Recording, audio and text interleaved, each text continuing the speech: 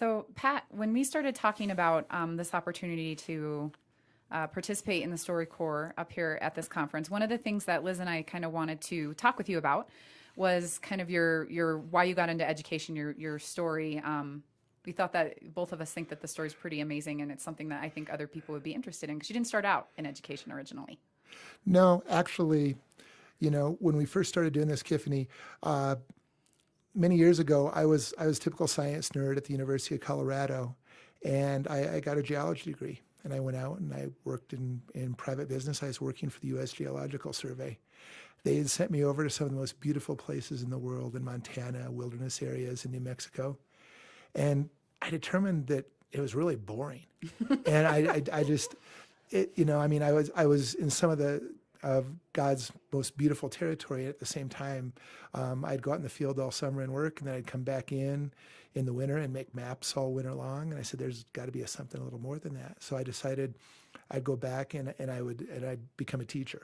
Mm-hmm. And it was kind of odd because when I taught, I student taught before I went and took any of my education courses. So I went in and I student taught in chemistry and biology, and then went back to the University of Colorado and finished up there. Following that, I got a job at Douglas County High School as a physics and chemistry teacher, and it hasn't stopped since then. And I can honestly say every single day I went to work with a smile on my face, and I was really excited to go and become an educator. What was one of your most fun moments from the classroom? I think I have to give credit to one of my friends, Ron Kingery, who was with me in this. And I said before, I'm a physics nerd, and we're in there and we're talking about something called potential energy, particularly gravitational potential energy. And what that means is, as a ball drops, you convert energy from positional energy into kinetic energy before it strikes the ground. So we have a really great example of this, because to make this effective in the classroom, kids need to be able to experience it and see it. They don't want to talk about it, they want to do it. So what we did is we set up a pendulum. And one of the really neat things about a pendulum is that if you stand on one end of the pendulum and drop it, it will never go higher than it started. That's just a general rule of physics. You can't get more energy out than you put in. So my friend Ron Kingery was there, and he was standing up against the wall, and we made this to make it fun. We put it on a long cord, and I had a very tall room, a 15-foot ceiling, and we put it on a bowling ball on a very tall cord. So what we would do then is we would pull the bowling ball up against our face, against the wall, and we'd drop the bowling ball. And it would go away from you, and it'd come back, and it'd be like it was going to hit you in the face, and then it would stop, and it would never hit you because you can't violate the laws of physics. Mm-hmm. So my good friend Ron, one day we were team teaching a course, and he's in there, and he's in there, and he goes in and he's doing this, and he had a bad habit. Whenever he would do this, if he'd keep his eyes open, he would lean into the ball as it came towards him. That's kind of dangerous. It could hit him in the face. So rather than do that, what he would do is, after he dropped the bowling ball, he would close his eyes. So Ron got back there and he dropped the bowling ball and he closed his eyes, and it was coming up towards him, and boom, it popped him in the face. And it didn't hit him real hard or anything, but it kind of shocked him. And he's like, oh my goodness, what's going on? So he did it again. He dropped the ball down, he closed his eyes, and the ball's coming back up, and it hit him in the face again. and he's thinking out, I'm out in the classroom, and I'm dying laughing, and I can't say a word. I can't do anything. So finally, we do it one more time, and he closes his eyes, we drop the bowling ball, and he opens his eyes, and he sees one of his students pushing the ball back at him as it's coming back towards him and hitting him in the face. Oh, what I love about that story, not only, is it humorous, I think it shows, you mentioned that idea that kids have to learn by doing things, right, Pat? So I think part of what I've seen you model consistently is this idea of learning by doing. And so with that idea, what would you say is your most kind of important takeaway? What's been most important to you throughout, your educational story? So thinking back to those classroom stories as well as through the many different leadership positions you've had. Well, one of the things I thought that was really important, and you hear people talk all the time about how kids are changing now and things are different. Kids don't change. The kids are exactly the same now as they were 35 years ago when I started teaching. Rather, they're motivated by a couple different things. And I always felt there were two things that I cared about in terms of what we did, whether it be adult learners or kids in the classroom. First thing is you've got to have incredibly high expectations. These high expectations that you set for people, everyone, I taught physics, which is one of the more academically rigorous courses in the world, or in the school. We had 60 to 70% of the kids at our school would take physics, which is a huge percentage, doing that as a senior. But we believed every single one of them could achieve at a very high level. The second piece around that is that you have to differentiate what you do for every single kid. Every kid has different skills. So how they get to that high level it's going to be different. Yeah. It's not going to be the same. So I guess that the key piece to both of those things, to being able to have high expectations for all kids and to allow kids to use the tools that they're given to be able to achieve those goals, is to establish relationships with them. And it's through those relationships that you have with your kids. And I think that's why I always enjoyed going to school, because it was all about working with those kids to accomplish something wonderful. It's so funny that you mentioned that, because I think while you were an excellent teacher in the classroom, I think you took those same skills and you applied those in when your role transitioned then, and you became in charge of a department and hired both Kiffney and I. So can you tell us a little bit about the story of that transition?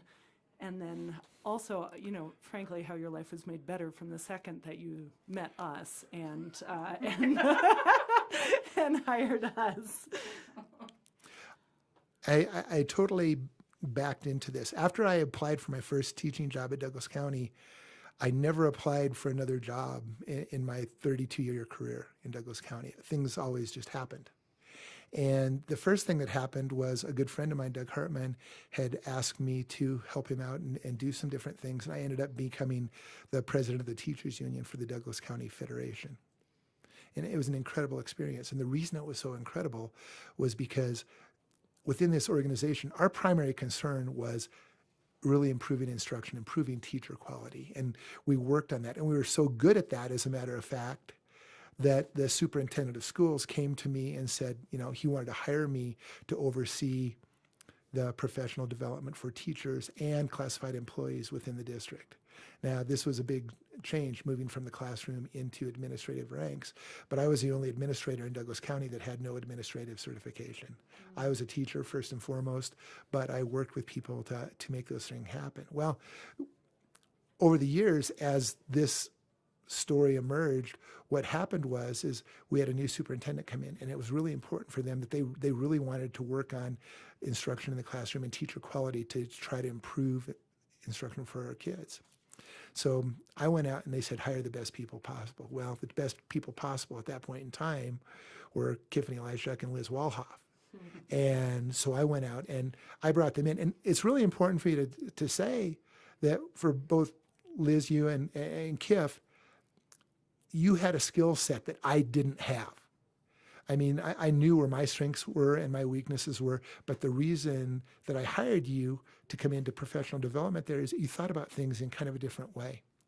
And I think this is largely because of your background. Your background as foreign language teachers, you were used to talking to people and having them look at you with a blank stare and having to get them to be able to do that. But you were both experts in technology. So when I brought you two in, you allowed us to change the way that we did professional development. It wasn't come into our great meeting and learn how to do this or do that. Rather, we were able to go meet the needs, the individual needs of the teachers, kind of like I was talking about meeting the individual needs of the kids earlier. So with that shift in role, I wanted to ask, because this just had occurred to me. So there's definitely, I get that question a lot, like, don't you miss being in a classroom and don't you miss being around kids? And the answer to that is always yes. But I see so many similarities between adult learners and what we see with our students. So whether it's working with school building leaders or with teachers, I see a lot of similarities there. So question for you, with your journey in education, what things did you miss most from leaving the classroom?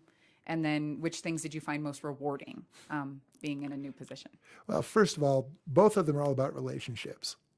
And I learned this from Rick O'Connell, who used to be the old superintendent of our district. He said, all the other things don't matter. If you have good relationships with people, you can get through and accomplish amazing things and do great things. So I want to start with that. But where it's different, it's in terms of energy flow. When you deal with kids and you go into a classroom every single day, they are just this bundle of energy. They're coming forward every single day. It's your job to take this bundle of energy and guide it and facilitate it moving in the right direction so that you can use that energy to get something done. Once again, the physics nerd coming out. When you work with adults, the difference is you still have to have the relationships because relationships are important with that. But the thing is adults are energy drains because adults want you to provide the energy for them to get to the next level. With kids, they've got it, and you're going to go forward. So I think the difference between the two roles, while they're both about relationships, in one, it's kind of controlling the energy of these people around you. And in two, you just have to be excited, and you have to give that energy to the adults that are going to work with you. And so it's a different type thing. Now, one thing I will say. Can you give an example of like trying to, either the kids or the adults trying to like give them the energy, or, you know what I'm saying? Well, okay, when kids come into the classroom on any given day, there's this new deal out, the little spinners. That Fidget spinners? Fidget spinners. Yeah. Okay. Yeah. There's this energy that they're saying, well, they've got so much energy, they've just got to do something with it. And if they do this, they can concentrate better. Well, I think particularly as a physics teacher, it was wonderful because you had demonstrations and experiments and things that you could do to make the learning important, make it fun, make it relevant. Okay. There were things that you had to do with that. Well, when you're working with adult learners, it's not obvious at that point in time. What you're trying to do is you're trying to give them the energy to show them that something new will work in doing what they're going to do to be able to accomplish that. So it's a convincing. With kids, what you're trying to do is you're trying to get them to learn these ideas or be able to do this, and you can demonstrate it.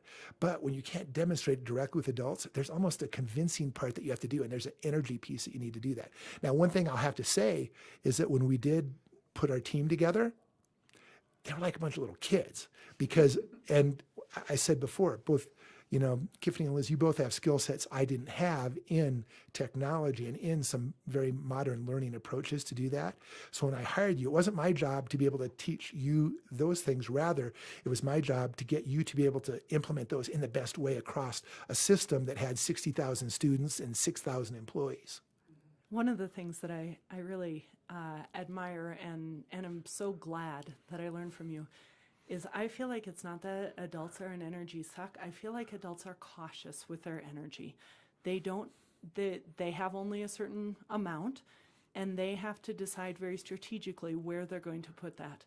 And for you to be able to open up the floodgates, so to speak, and get some of that energy from them and direct it to a great place for themselves, for kids, there has to be, they have to trust you for that.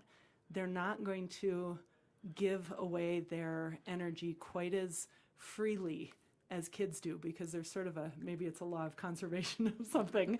But I wasn't so much at physics, but that's what it feels like to me. And that's one of the things that I loved actually about our team, about you, Kif. I'm thinking about Christy Cryer and so on. I loved watching you and watching the amazing skill set that you have for helping our adults understand when they come into a learning environment that it's a safe place and that they're going to be loved and that it's going to be fun and that it's going to be exciting and that they're going to leave with their buckets filled as opposed to depleted.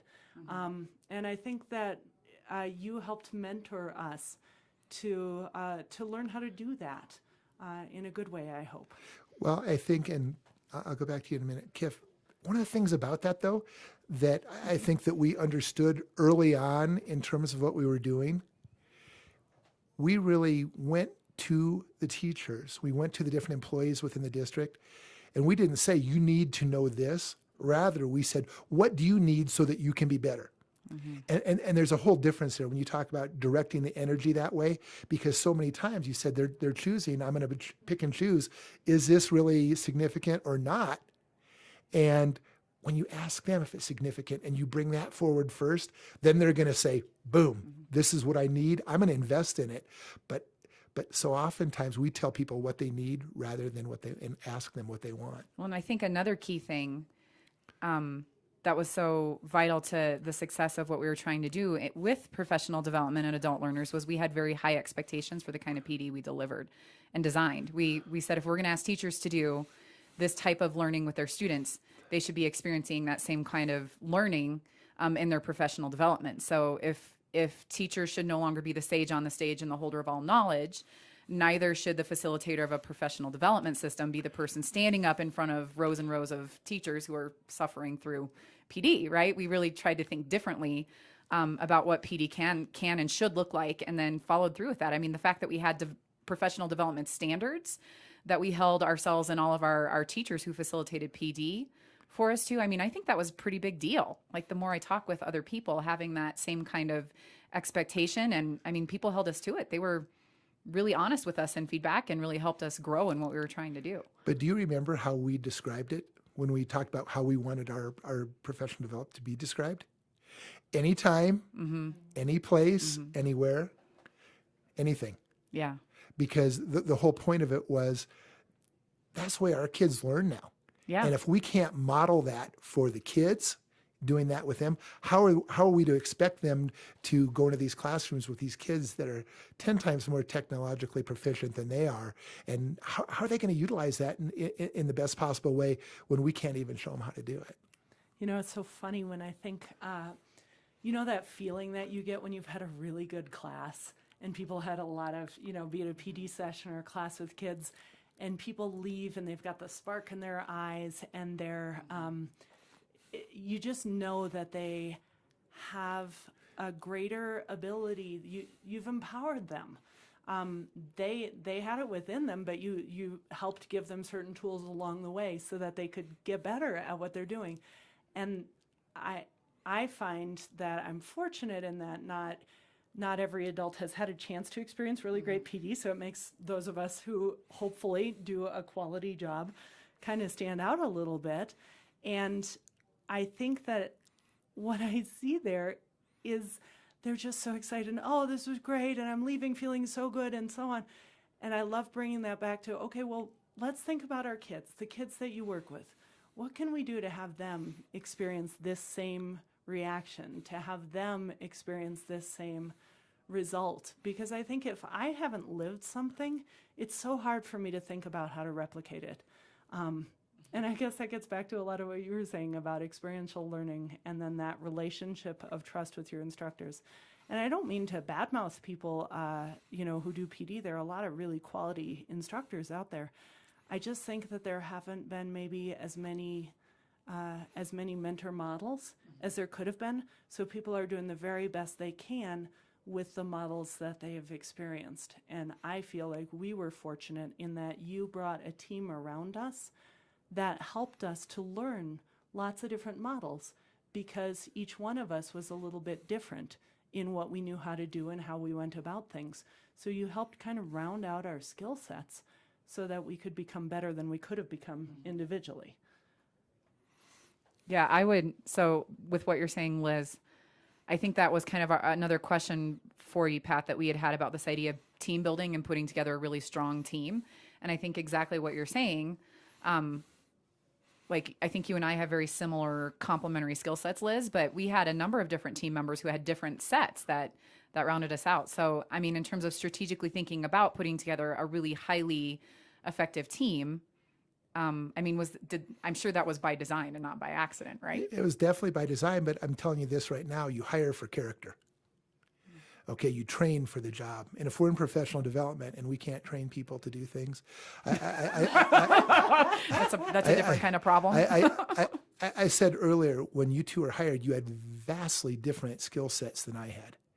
Because, and I think part of it's generational in terms of, you know, the things that were required for me that I could do. I remember I was one of the first teachers in Colorado to use computers. I used Commodore 64 computers in 1992 to measure little cars traveling along the ground, or some at that point in time, which is laughable when you look at the things now. But the skill sets that you guys brought to it, the important piece to that is that once you have those skill sets, when you're hiring to develop a team, obviously, first of all, you do hire for character, because regardless of all the different things, you want people that that one, have great skill sets, that are great learners, but two, that they're team people. Because team people, when you really look at that in terms of, teachers tend to be selfless in nature. They just tend to. They tend to be givers. That's there. But when you talk about trainer of trainers, you're going into that, it's really important that you can really model collaboration on an incredibly high level. So what I would do is we'd hire people with different skill sets, but then we would provide to them the training, with the idea being that it wasn't for them to be the sage on the stage, to be the expert. Rather, they were the facilitator of making everyone on our team maybe not expert, but really strong in that, so that we had multiple ways that we could get that information to the people within our system. The thing, and we were lucky, it was a special group of people. So, I mean, regardless of what you do, the people that I hired to be part of that team were amazing. And having you two as the direct leaders that would model for them the different pieces of that was just icing on the cake. Another strategy I think that you use that I've learned a ton from in terms of being in a leadership role, is that you really empowered all of us. So I just think back to the very first kind of bigger department meetings all of us had. And it was never like, Pat runs the show, we're doing what Pat says. It was, okay, we're going to take turns, we're going to facilitate, different people are going to lead different parts. And it was really a shared leadership model. I mean, that piece of it was huge for me. I don't know that I had ever been in a leadership team that worked at that same level of accountability, responsibility, shared leadership. So, I mean, I think that having those kind of structures where it was more of a shared leadership model is really big. What were your first impressions of one another? I can tell you my first impression of you, Tiffany, and I'd seen you around the district before. And so I knew who you were because we both taught the same grade level and the same content area. But I remember you were teaching a clickers class, and you had this remote that had like the little roly mouse ball thing on the top, and it looked like something. It was like a ray gun. It was like a ray gun. It was Yeah, totally like I a ray remember gun. And it was. I just remembered your poise, how well you knew the content, how well you interacted with the people who were in the audience, how you made us all feel really valuable to you and really important. And then you had the cool ray gun on top of it. I was just so impressed. I left feeling really inadequate. I was like, I will never in a million years be as cool as this woman is. But it was just such a beautiful model for me. And I thought, that's what I want to be like when I grow up. And I still haven't gotten there, but soon. Well, Liz, you're easy because I first knew you from Douglas County High School when she was, I believe, foreign language teacher at that point in time, and you also went to work for different people in the district. So I knew you, and first impression always was that you were very thoughtful in how you presented things. You were never one, you would never speak off the cuff. And I'm always the one that I'm spouting before the question is over. I'm interrupting within that. You would always just sit back, think about the question, and then give a really thoughtful response to it. Much more constructed than I would ever do in my entire life. Tiffany, it was the same type thing with the technology piece. I saw you, it was just, you were dealing with something. I'm like, what? What is she doing?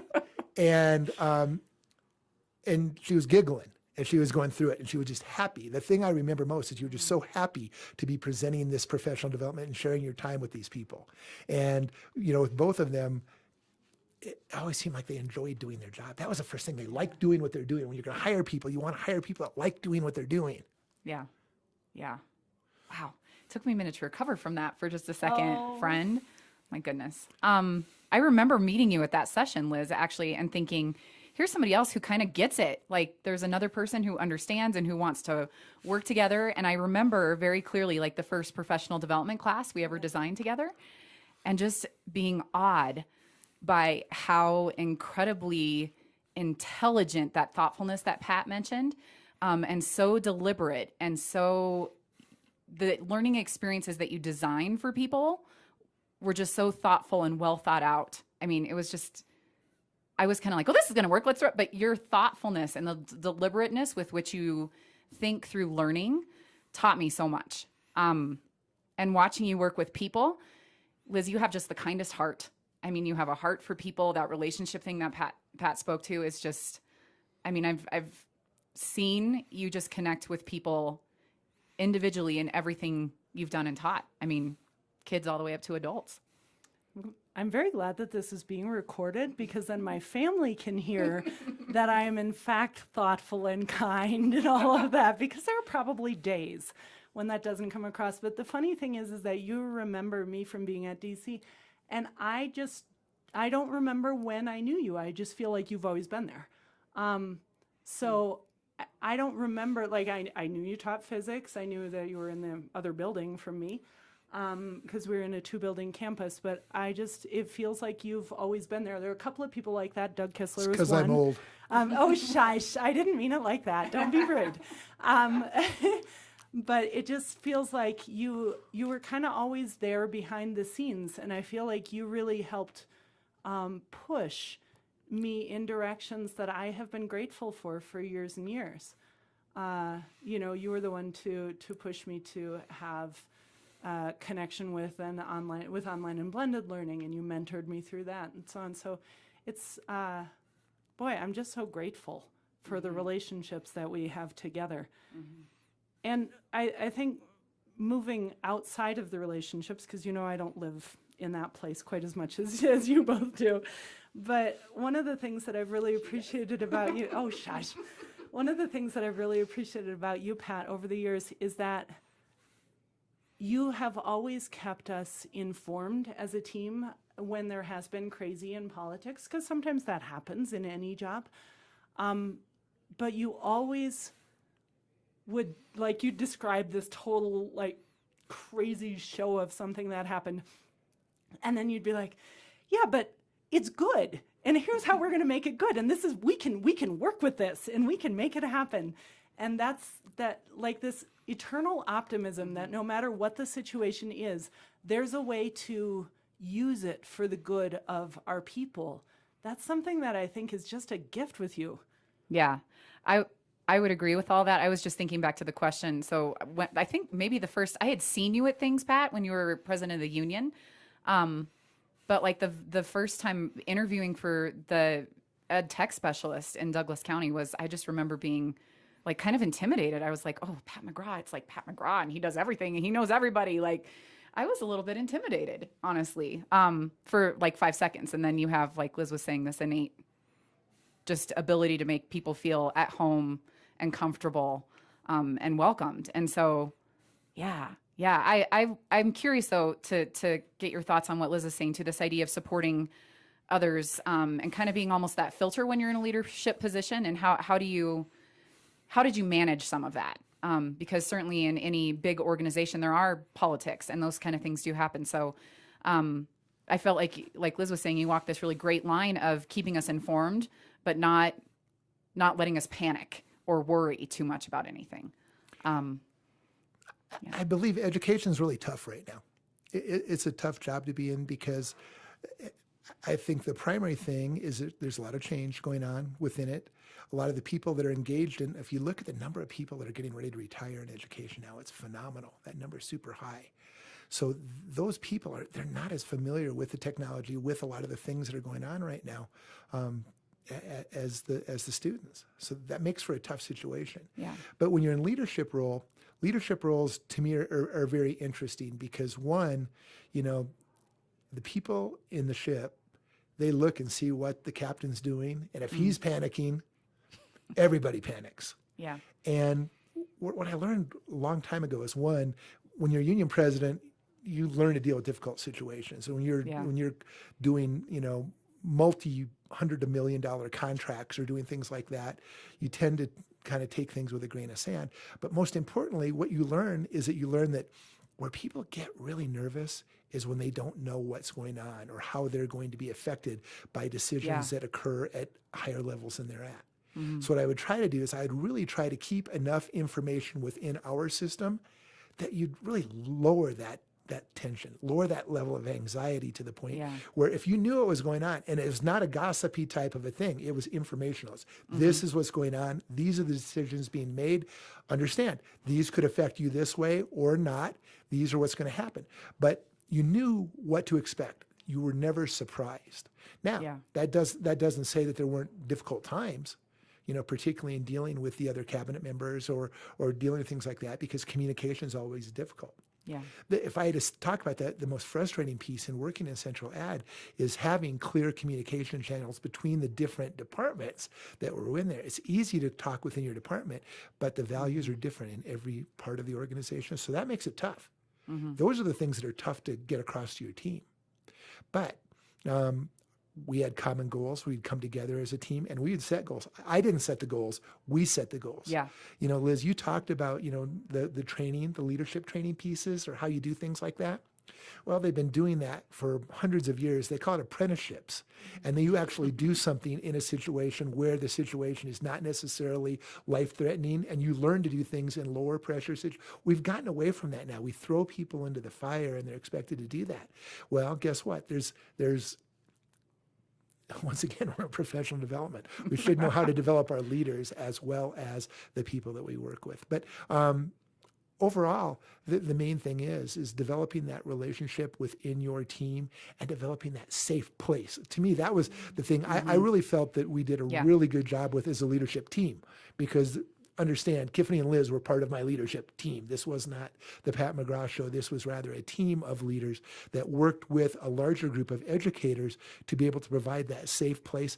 And the thing I think that I'm most proud of is we allowed people to grow within that situation. We would train people and everything. They thought we were crazy because we were trying to get as broad of a base as we possibly could so that we could meet the myriad needs of the different people that were in our district. I think we did that to a level that's never been seen. And I don't think it'll be seen again with all the budget cuts and the things that are going on now. Yeah. Tough to do that. Yeah. Yeah.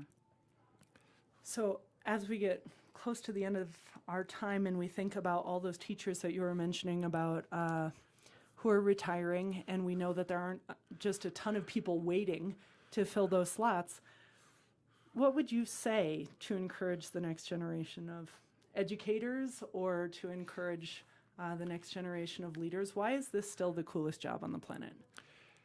Because kids are the same. And kids, it's trite to say, but kids are our hope. They're our future. And we have these wonderful kids. It's up for us to rise to the level, to be able to meet their needs and be able to do their things, to be able to communicate properly with their parents and do all of those things. But the part that's great about it is the people that are called into education, they are selfless. They've got a gift. And people, you know what I'm saying in terms of the people that are great educators. I'll go back to Jodine Kistler, who I look at as one of my models, my exemplars. When I came in, she was a calculus teacher at Douglas County High School.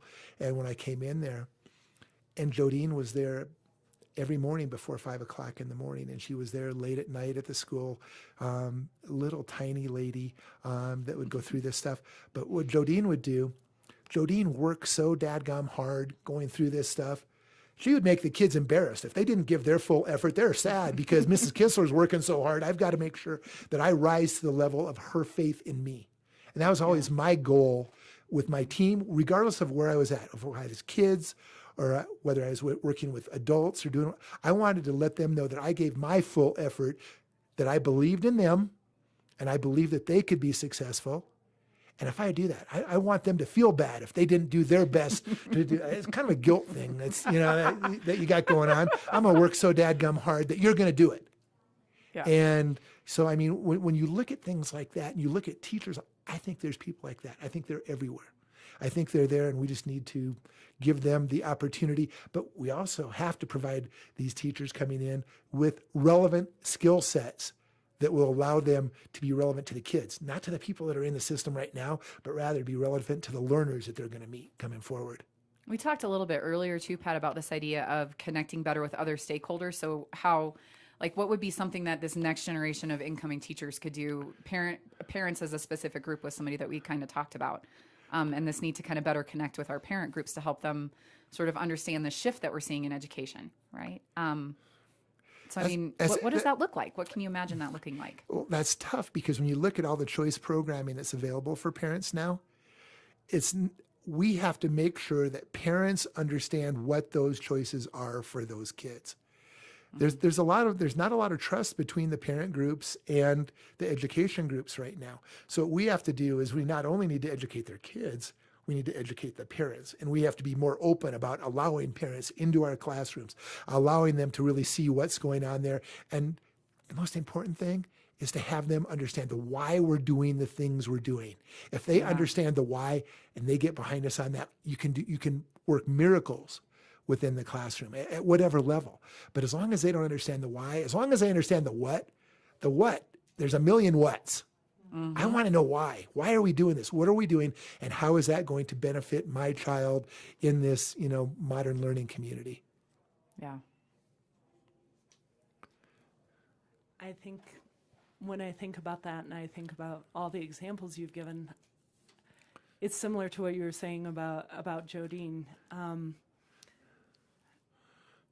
If people have that trust and that faith in us, that we are dadgummit going to love on their kids just as hard as we can, I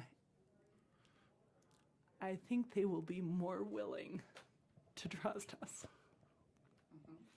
And I think sometimes, for me at least as a parent, I don't always get that sense that teacher cares about my kid individually. And when I do get that sense, boy, I'll do anything for them as a teacher, Yeah. Yeah. I mean, it's interesting being on the parent side of the table now, right? Where you have your own kids and thinking about how does that relationship work. I think it really changes your perspective a lot. I think particularly maybe as my kids get older, I've just been blessed thus far with these teachers that really have formed relationships and know each of their kids. But I imagine as kids grow older, and with the traditional kind of structures of middle and high school, it may be a little bit easier for them to get lost. So that's one thing that I think this relationship with parents and having them become that partnership be a lot tighter could really help us solve a lot of things.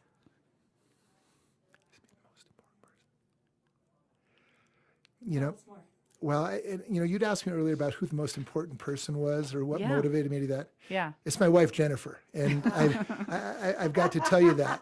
And the reason I'm saying that is that she gave me hope in terms of it's all about how you treat people.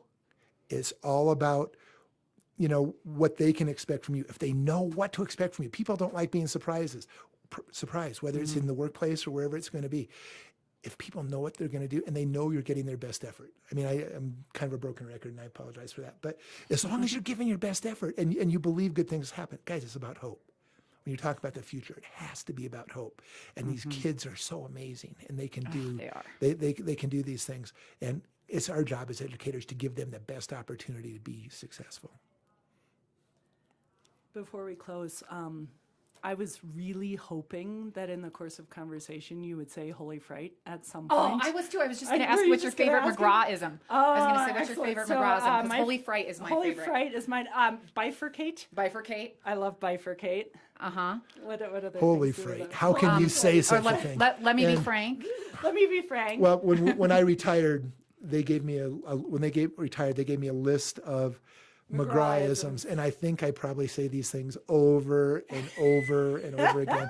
But at the same time, I just have to say that, it was just such an honor to work with incredible educators of your caliber. And the things I see, the difference that you're making in the places that you're at, and you'll keep making differences. And what an honor to be part of that. Oh, Pat, you made us who we are.